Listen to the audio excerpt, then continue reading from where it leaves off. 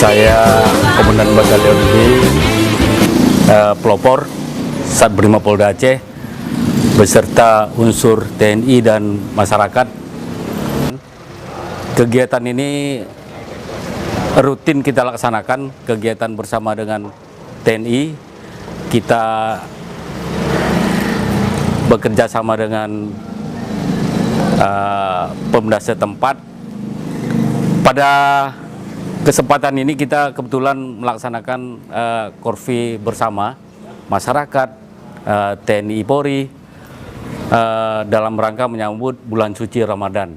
Jadi kita pilih kebetulan memang di Simpang Keramat karena memang penduduk di sini memang sangat-sangat banyak. Kemudian kegiatan ini juga kita laksanakan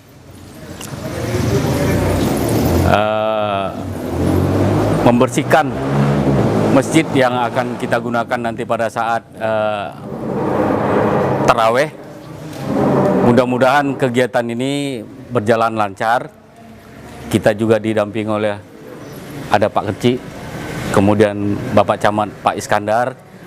Di samping saya juga ada Komandan Kompi Kavaleri beserta jajarannya, dan pasukan juga Brimob hadir pada kesempatan ini. Di samping ada masyarakat, kemudian ketua pemuda, kita bersama-sama satu tekad untuk bisa memberikan kenyamanan